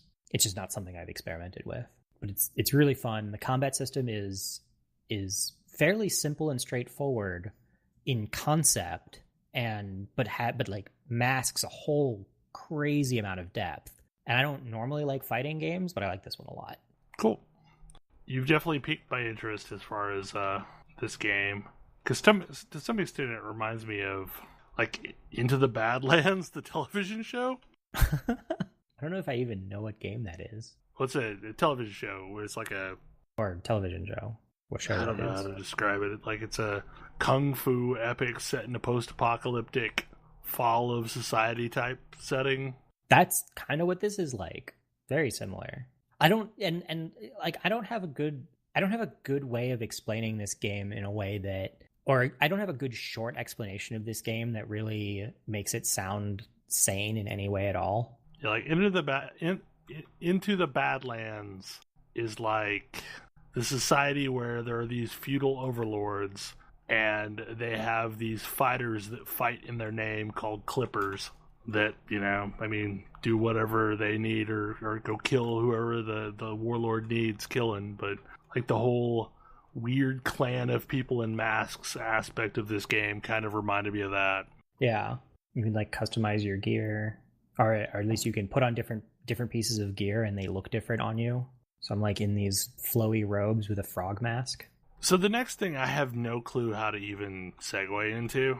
I hear several of you have been playing a game called Ashes: Rise of the Phoenixborn. How did this one come up?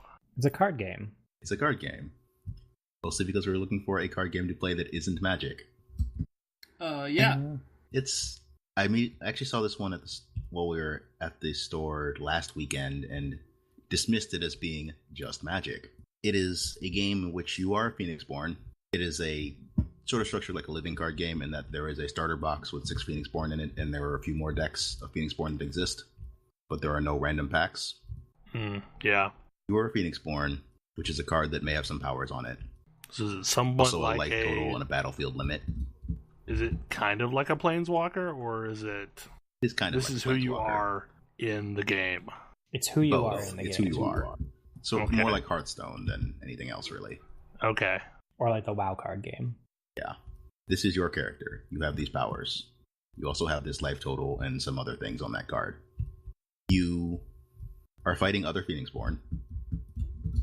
And you do this by playing spells, which is an interesting process. And most spells are put into the field with an action, and then later you can use them and basically tap them to do what it says on the card. A very common one is summoning units is sometimes a spell. So I'll say, play on this turn my summon Mist Spirit, and then on later turns I will actually do that summon. And I can do that every round because the card is there, sitting there in my spell board. Yeah. You basically have a spell book of always active spells that comprise the majority of your spells. Like occasionally you'll have like, oh, this spell resolves immediately, but it varies a lot based on deck, actually. Ah, okay. But your primary goal is to reduce your opponent's life to 0. So it sort of plays out like Magic, except the spellboard mechanic and the resource mechanic make it not. And the action economy. Action economy as well. Because every, like D&D, you have every one of your turns, you have a major action and a minor action that you can take, and that's all you can do. And so playing most cards is a major action, although some are minor actions. And playing like, a summon ability or a spell ability it can be a major or a minor action. And there's other like generic minor actions you can take. The other big differentiator here is the resource mechanic. Your resources are based on a dice roll.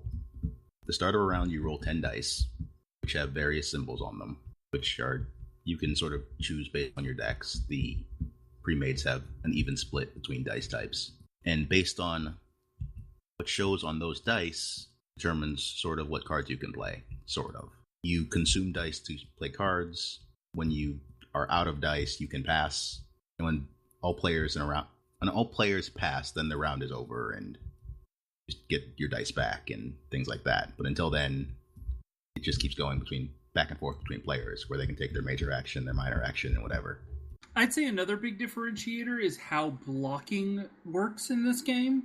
So at any point when you attacking is an action, and you can declare one or more creatures either attacking a unit or attacking your opponent's Phoenixborn.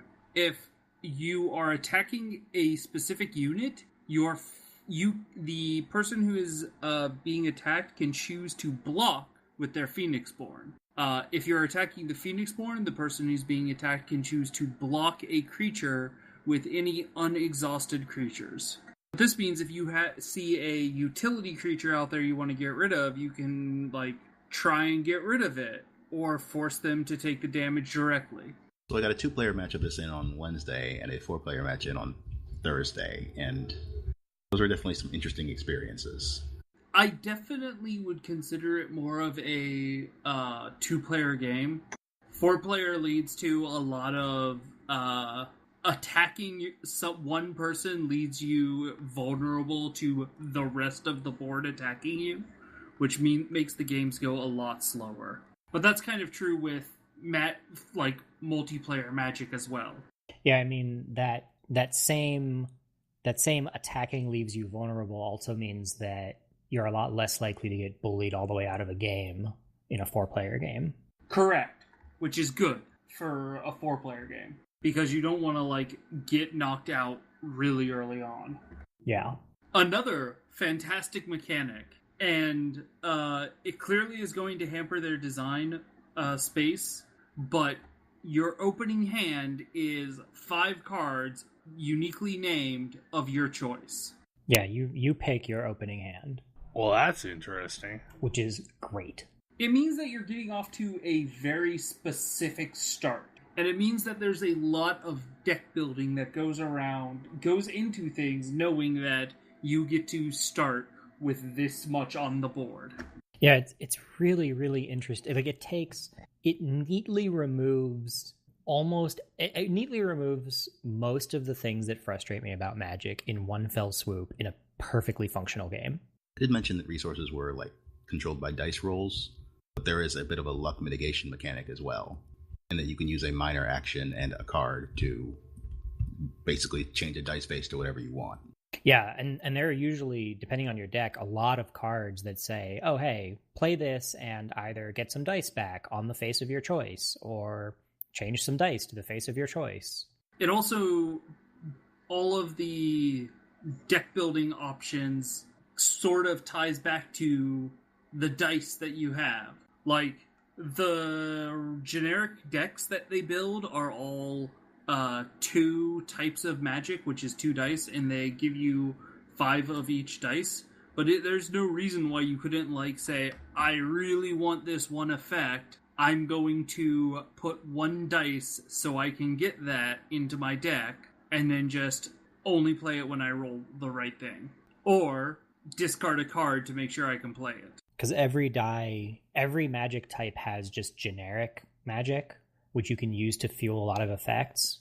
So even if none of the cards actually care about that specific color, you can still just use it as a die type, and you can downgrade any of the faces on the die to lesser faces. It's really interesting. It captures for me the feeling of playing a wizard versus playing a zookeeper, and it's got great art. The art is amazing. How long do the average PlayStations take? I mean, while we were all adjusting to how new everything was, it took a very long time. But I'm guessing you can get done in about the same time as a normal game of Magic once you knew the rules better than we do. Okay. I really miss having something like Rage, if only and a lot of what you're saying sounds like the way that I remember Rage playing out, to where you had, you had specific characters on the board and you attacked those specific characters. But like the big thing that I liked about Rage was how fast it played. Like you could really easily play a meaningful round of that game in like 10-15 minutes. One of the things that I really appreciate about this and a lot of modern card games is that it starts deck building at a specific point. Like, before you start putting together 30 or 45 or 60 cards, there is a thing you do before that even begins, which is choose a character that you're going to play. And I think that helps focus you in on how to build a deck. I find building standard decks of Magic kind of frustrating because there's no guiding star. Yeah, which, I mean, and that gets into some of the stuff that we talked to in the past, that usually I really like this card is not the best option for starting a deck. I mean, that's better than, like, I have no idea what I'm doing. Like, I just have a blank sheet of paper. That gives you something to do. I really have been having fun building commander decks because of this. Because it's like, I have a commander. What do I build around that person? I admit that I'm looking forward to being a egregiously disruptive force in your next commander game. But I've also, like, I know we've been talking a little offline about Star Wars Destiny and how it's gotten a couple of new sets. And I've also You can actually buy the cards now? Yeah, you can actually buy the cards now. I've just been casually putting... You can. It's not out of print everywhere. I've just been casually putting together decks that look fun, and it's really, really fun building decks for Star Wars Destiny, because you get to put your favorite Star Wars characters together and try and make a deck where they work out well. And usually the things that make them work out well are the things that you'd think would make them work out well. Like, oh, you're going to run a couple of Jedi, so you put a bunch of lightsaber stuff in there. It works. I want to actually play that game at some point. We should definitely do that. I've played a couple of games of it now, but we should get together and play that sometime. But I did go out and buy both one of the Phoenixborn decks, an entirely unsurprising one. The Illusion Lady? Yes, the Illusionist. The pure Illusionist rather than the Charming Illusionist. It's twice as much illusion and none of the charm. That still seems pretty you. Like I was saying, it's the Guild Wars 2 Mesmer versus the Guild Wars 1 Mesmer. So speaking of Star Wars Destiny, I did not realize this was the same thing. This past Friday, they had the whole Force Friday thing at lots of different stores. And I was at Target earlier today, and they had a 2-player set of Star Wars Destiny. Like multiple copies of them on the shelf. So I'm guessing There's a new one that just reprinted. Came out. Yeah. Was it Rey versus Kylo Ren? It just shows a picture of Rey on the box, so I have no idea what's in there. I'm gonna guess Rey versus Kylo Ren. It confused the shit out of me because it had a bunch of dice as well. That is Star Wars Destiny. Yep. Yeah, about that. It's actually a Rey as Kylo Ren and Captain Phasma challenge Rey and Poe. What? Seems right. Okay. So basically, it's apparently way more available. Oh, it's new cards. There are new cards in that deck. If they're selling it for $30 at Target. Yeah, this is because it's Rey and Poe Dameron, not Rey and Finn. Oh. And it's a different Rey and a different Kylo Ren. Yeah, because this was all stuff for the upcoming movie. Is it? Yeah. Is it also a different Poe Dameron? Yes. Like this looks like an all new card set. Nice. So that is one of the decks that I've sort of been tinkering with is Finn and Poe, because that has some hilarious things going on with it. Maybe you're stealing some TIE fighters. Maybe you are stealing some TIE fighters and having Poe Dameron fly them for you. Maybe you're having some delightful bromance in a TIE fighter. It's true. I do like how many of the characters go well together. Like Rey and Han Solo, Chirrut and Baze from Rogue One. You can do a Rey and Luke, but you can't do a Luke Skywalker and Leia Skywalker, nor can you do nor does it seem like you can do a Luke and Obi-Wan, sadly. Those are both pretty expensive. Yeah, and so you can't do that. You can't do that pair. Although maybe they'll release expensive as in like basically points cost, right? Yes, yeah. Points cost. Stealing a line from Minis games and other card games that have taken that, they have your characters have a point cost. And so you have 30 points to spend on characters that are your sort of the core of your deck, which stops you from running like, I don't know, something ridiculous like Vader and the Emperor. Palpatine and Vader. Yeah, Palpatine and Vader at full strength kind of nonsense. I remember Kotor mentioning that Palpatine by himself is like 20-some points. He's 28 points by himself. So he's the only character you're taking. You can't get like a Stormtrooper for 2 points. No. I think a mouse droid. Yeah, I think the lowest one I saw was like 5 or 6. 7? 7, I think, is the lowest. So is it reasonable to run a lot of minor characters instead of major characters? It's not unreasonable. So my standard deck... Is there like a character limit? Can you only have 2 characters, 3 characters? No, you can have up to 30 points. I don't think there is a way to get 4 characters. I don't even think there's a way to get 4 characters. Other than like 4 stormtroopers. Yeah. You could totally run. See, now I'm curious as to what happens if you run 4 stormtroopers. Yeah, you could totally run the stormtrooper squad. So, Kodra's deck building advice, based on what little he's seen, would be take at least 3 dice and take at least 2 colors. Yeah, colors, much like Commander, colors are based on the color of your chosen character, and so there's a bit of that going on. And it determines what cards you can put in your deck.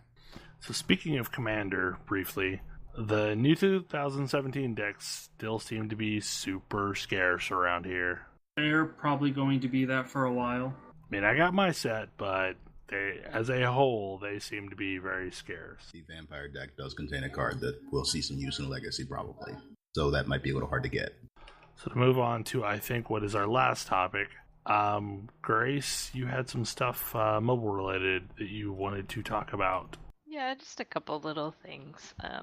The first of those things is just, I've been contemplating a lot lately the disconnect that I certainly have in my own brain, and I see, a lot of other people that I talk to about games have about mobile games, which is I can't talk about, like, I've been playing a bunch of Legendary Game of Heroes. I'm pretty hooked on it. It's fun. And I can't talk about it without diminishing it.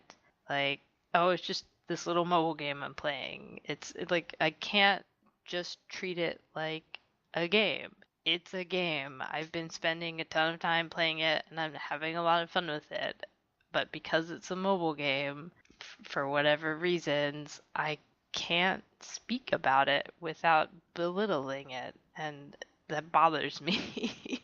And it comes back to a lot of divides that come down to gender and age and things. Like, my mom plays so much Bejeweled and other later match 3 games and puzzle games and things, and I would have never called her a gamer, but she plays a ton of games, but they're mobile games. And I kind of wanted to throw that out there, and like, do the rest of you get that sense when you talk about mobile games or when other people talk about them around you? And like, how do you feel about that? Yeah.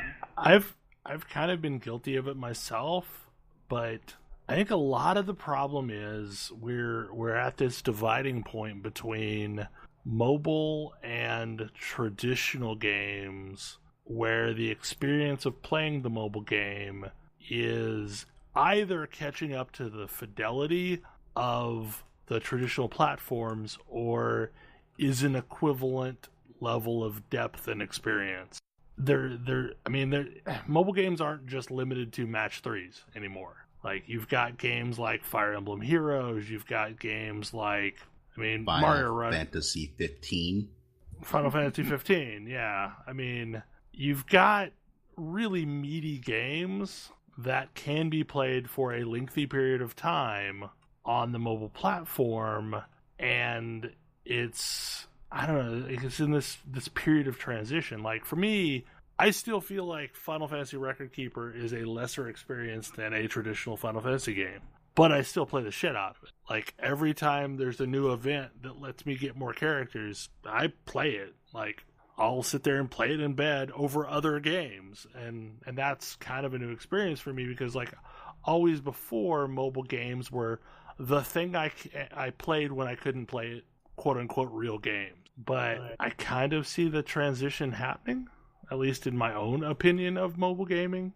Yeah, this is a thing I've been tracking for a while, just because it was my job for a while, or related to my job for a while, where it was like, yeah, mobile games are a lot bigger and a lot more relevant than AAA titles. But they're really, there's nobody, like, people aren't reporting on them and surfacing the really good ones. Like, there's a whole, it's one of those, like, this is what games journalism should be doing, is staying current with what the relevant platforms are. And, like, mobile's super relevant, but it's really hard to know what the good games are, because nobody's There's so talking many about of them. them. Yeah. Also, well, and the storefronts are garbage. Like, for finding games, they're just garbage. like, it's a miracle that I ever find any games that I like, because, like, I don't know, 75% of the time it's just me randomly poking at something that had a pretty icon to see what it was. I've downloaded and tried a lot of things here lately, and most of them were, like, instantly uninstalled. And it's just kind of hard to find the signal for the noise. So largely I rely on the recommendations of people that have already found something. But maybe there's not a great way of finding those recommendations without having someone that's digging into that world. But anyway, yeah. I've been sort of mulling over this, and also the way these games have a very different approach to interacting with other players from the kinds of games that I'm used to on PC and consoles, and some of it is interesting.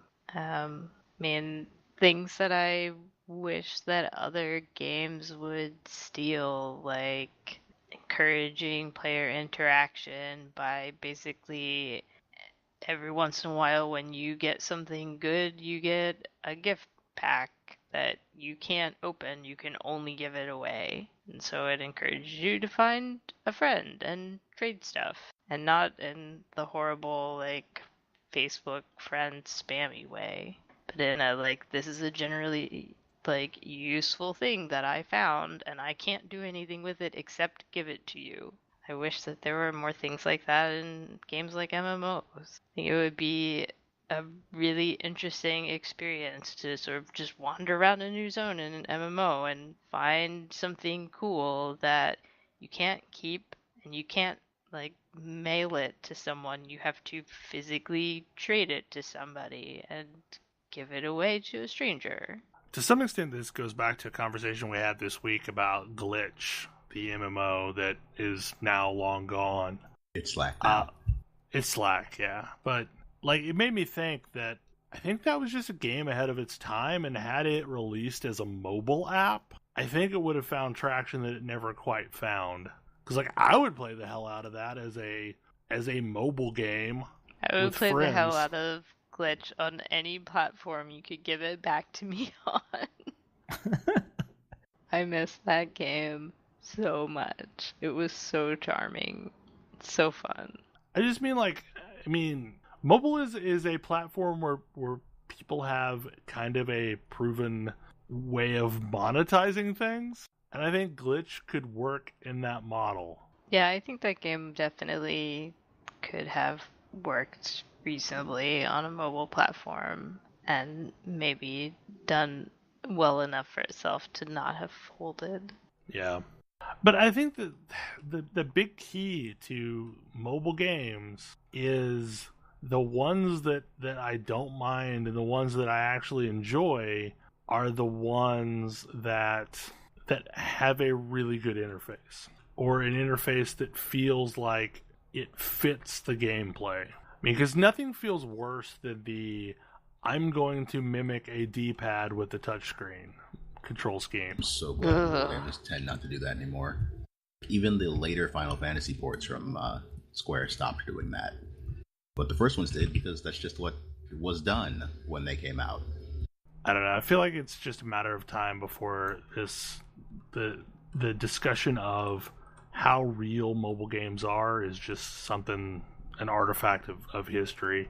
I feel like it's just something we're going to have to get over at some point. I mean, phones keep getting better. Like, my new phone can do way more stuff than my old ones used to, and that's a generational thing every time I upgrade.